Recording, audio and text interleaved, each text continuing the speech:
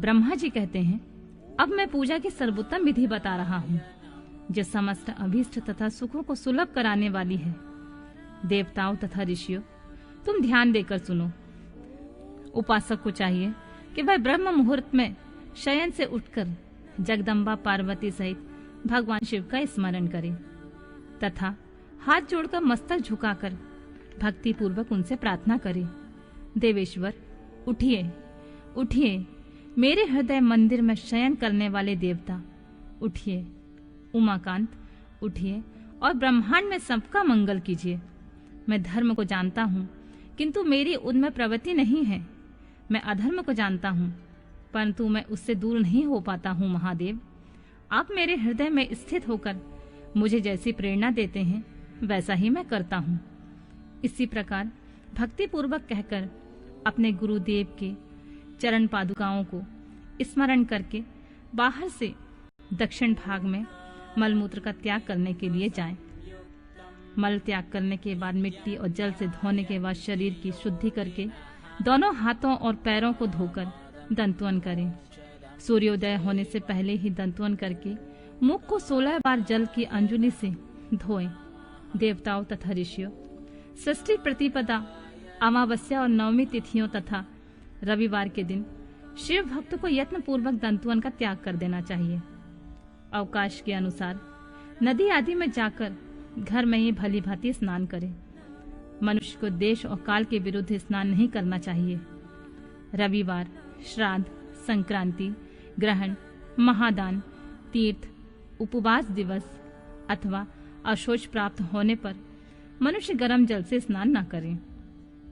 शिव भक्त मनुष्य तीर्थ आदि में प्रवाह के सम्मुख होकर स्नान करें। जो नहाने के पहले तेल लगाना चाहे उसे विहित एवं निषिद्ध दिनों का विचार करके ही तेलांग करना चाहिए। जो प्रतिदिन तेल लगाता हो अथवा जो तेल इत्र आदि से वासित हो, उसका लगाना किसी भी दिन दूषित नहीं है। सरसों का तेल ग्रहण को छोड़कर किसी दूसरे दिन में दूषित नहीं होता। इस तरह देश काल का विचार करके विधि पूर्वक स्नान करें। स्नान के समय अपने मुख को उत्तर अथवा पूर्व की ओर रखना चाहिए। शुद्र वस्त्र से इष्ट देव के स्मरण पूर्वक स्नान करें। जिस वस्त्र को दूसरों ने धारण किया हो अथवा जो दूसरों के पहनने की ही वस्तु हो तथा जिसे स्वयं रात में धारण किया गया हो, वह वस्त्र उच्छिष्ट कहलाता है। उससे तभी स्नान किया जा सकता है जब उसे धो लिया गया हो। स्नान के पश्चात देवताओं, ऋषियों तथा पितरों की तृप्ति देने वाला स्नानांग तर्पण करना चाहिए। उसके बाद धुला हुआ वस्त्र पहने और आचमन करें। द्विजोतमो, गोबर आदि से लीप पोत कर स्वच्छ किए हुए शुद्ध स्थान में जाकर वहां सुंदर आसन की व्यवस्था करें। वह आसन विशुद्ध काष्ठ का बना हुआ, पूरा फैला हुआ तथा विचित्र होना चाहिए। ऐसा आसन संपूर्ण अभीष्ट तथा फलों को देने वाला होता है। उसके ऊपर बिछाने के लिए यथायोग मृग चर्म आदि का ग्रहण करें। शुद्ध बुद्धि वाला पुरुष उस आसन पर बैठकर भस्म से त्रिपुंड लगाएं। त्रिपुंड से जप तप तथा दान सफल होता है। भस्म के अभाव में त्रिपुंड का साधन जल आदि बताया गया है। इस तरह त्रिपुंड करके मनुष्य रुद्राक्ष धारण करे, अपने नित्य कर्म के संपादन करके फिर शिव की आराधना करे। तत्पश्चात 3 बार मंत्रोच्चारण के पूर्वक आचमन करें। फिर वहां शिव की पूजा के लिए अन्न और जल लाकर रखें।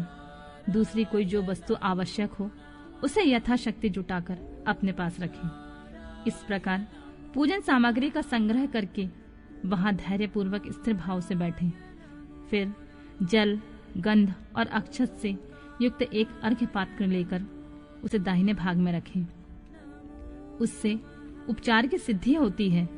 फिर गुरु का स्मरण करके उसकी आज्ञा लेकर विधिवत संकल्प करके अपनी कामनाओं को अलग न रखते हुए पराशक्ति से सपरिवार शिव का पूजन करें। एक मुद्रा दिखाकर सिंदूर आदि उपचारों द्वारा सिद्धि बुद्धि सहित विघ्नहारी गणेश जी का पूजन करें। लक्ष्य और लाभ से युक्त गणेश जी का पूजन करके उनके नाम के आदि का प्रणव तथा अंत में नमः जोड़कर नाम के साथ चतुर्थी विभक्ति का प्रयोग करते हुए नमस्कार करें। उसके बाद उनसे क्षमा याचना करके पुनः भाई कार्तिकेय सहित गणेश जी का पराभक्ति से पूजन करके उन्हें बारंबार नमस्कार करें। तत्पश्चात सदा द्वार पर खड़े रहने वाले द्वारपाल महोदय का पूजन करके सती साध्वी गिरि राजकुमारी उमा जी का पूजन करें। चंदन, कुमकुम तथा धूप दीप आदि अनेक उपचारों तथा नाना प्रकार के नैवेद्यों से शिवा का पूजन करके नमस्कार करने के पश्चात साधक शिव जी के समीप जाए। यथासंभव अपने घर में मिट्टी, सोना, चांदी, धातु या अन्य पारे आदि की शिव प्रतिमा बनाए और उसमें नमस्कार करके भक्ति परायण हो उसकी पूजन करें। उसकी पूजा हो जाने पर सभी देवता पूजित हो जाते हैं। मिट्टी का शिवलिंग बनाकर विधि पूर्वक उसकी स्थापना करें। अपने घर में रहने वाले लोगों को स्थापना संबंधी सभी नियमों का सर्वथा पालन करना चाहिए। भूत शुद्धि तथा मातृका न्यास करके प्राण प्रतिष्ठा करें।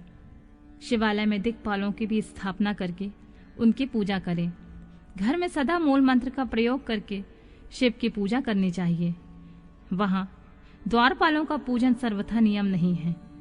भगवान शिव के समीप ही अपने लिए आसन की व्यवस्था करें। उस समय उत्तराभिमुख बैठकर फिर आचमन करें।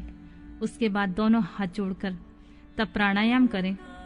प्राणायाम काल में मनुष्य को मूल मंत्र की 10 आवृत्तियां करनी चाहिए। हाथों से 5 मुद्राएं दिखाएं। यह पूजा का आवश्यक अंग है। इन मुद्राओं का प्रदर्शन करके ही मनुष्य पूजा विधि का अनुसरण करे। फिर वहां दीप जलाकर गुरु को नमस्कार करके पद्यासन अथवा भद्रासन में सुखपूर्वक बैठकर पूजन का प्रयोग करें।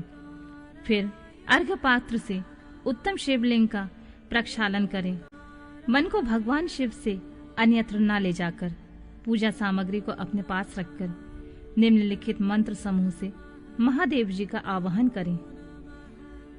जो कैलाश के शिखर पर निवास करते हैं, हे पार्वती देवी के सती समस्त देवताओं से उत्तम है, जिनके स्वरूप का शास्त्रों में यथावत वर्णन किया गया है, जो निर्गुण होते हुए भी गुण रूप हैं, जिनके 5 मुख और 10 भुजाएं और प्रत्येक मुखमंडल में 3-3 नेत्र हैं, जिनकी ध्वजा पर वृषभ का चिन्ह अंकित है, अंग कांति कपूर के समान गौर है, जो दिव्य रूपधारी चंद्रमा रूपी मुकुट से सुशोभित तथा सिर पर जटाजूट धारण करने वाले हैं, जो हाथी की खाल पहनते हैं और व्याघ्र चर्म ओढ़ते हैं, जिनका स्वरूप शुभ है, जिनके अंगों में बासुकी आदि नाग लिपटे रहते हैं, जो पिनाक आदि आयुध धारण करते हैं, जिनके आगे 8 सिद्धियां निरंतर नृत्य करती रहती हैं। भक्त समुदाय जय जयकार करते हुए जिनकी सेवा में लगे रहते हैं। दूसरा है तेज के कारण जिनकी ओर देखना भी कठिन है, जो देवताओं से सेवित तथा संपूर्ण प्राणियों को शरण देने वाले हैं, जिनका मुखारबिंद प्रसन्नता से खिला हुआ है। वेदों और शास्त्रों ने जिनकी महिमा का यथावत ज्ञान किया है, विष्णु और ब्रह्मा भी सदा उनकी स्तुति करते हैं, जो सदा परमानंद स्वरूप हैं। उन भक्त वत्सल शंभु शिव का मैं आवाहन करता हूँ। इस प्रकार साम्य शिव का ध्यान करके उनके लिए आसन दें। चतुर्थ पर्यंत पद से ही क्रमशः सब कुछ अर्पित करें। आसन के पश्चात भगवान शंकर को पाद्य और अर्घ्य दें। फिर परमात्मा शंभु को आचमन कराकर पंचामृत संबंधी द्रव्यों द्वारा प्रसन्नता पूर्वक शंकर को स्नान कराएं। वेद मंत्रों द्वारा नाम पदों का उच्चारण करके भक्ति पूर्वक यथा योग समस्त द्रव्य भगवान को अर्पित करें। अभीष्ट द्रव्य को शंकर के ऊपर चढ़ाएं। फिर भगवान शिव को वारुण स्नान कराएं। स्नान के पश्चात उनके श्री अंगों में सुगंधित चंदन तथा अन्य द्रव्यों का यत्न पूर्वक लेप करें। फिर सुगंधित जल से उनके ऊपर जल धारा गिराकर अभिषेक करें। वेद मंत्रों अथवा शिव के 11 नामों द्वारा यथावकाश जल धारा चढ़ाकर वस्त्र से शिवलिंग को अच्छी तरह पोंछे।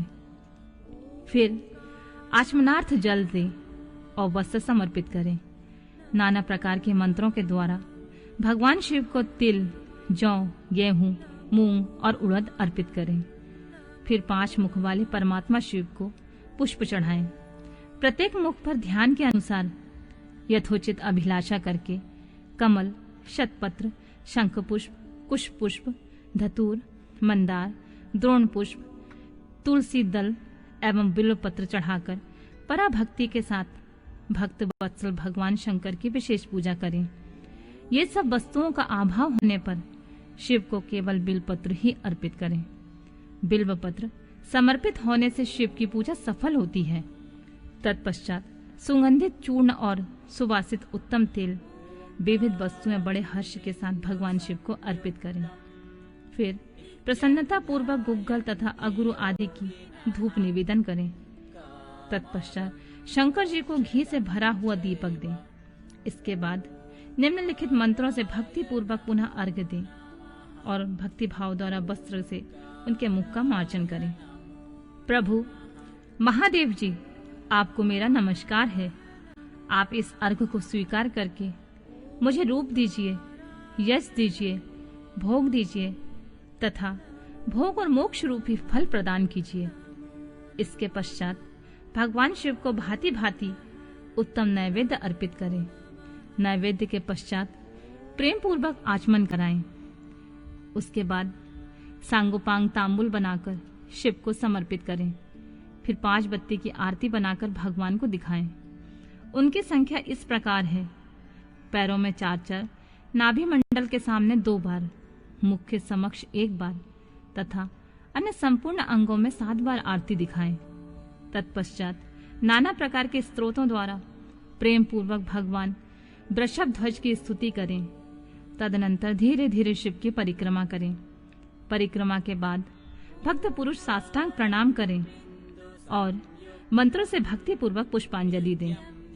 ऐसा जानकर हे गौरीनाथ, भूतनाथ, आप मुझ पर प्रसन्न होइए। प्रभु, धरती पर जिनके पैर लड़खड़ा जाते हैं उनके लिए भूमि ही सहारा है। उसी प्रकार जिन्होंने आपके प्रति अपराध किए हैं उनके लिए भी आप ही शरणदाता हैं। इत्यादि रूप से बहुत बहुत प्रार्थना करके उत्तम विधि से पुष्पांजलि अर्पित करने के पश्चात पुनः भगवान को नमस्कार करें और फिर मंत्र से विसर्जन करना चाहिए।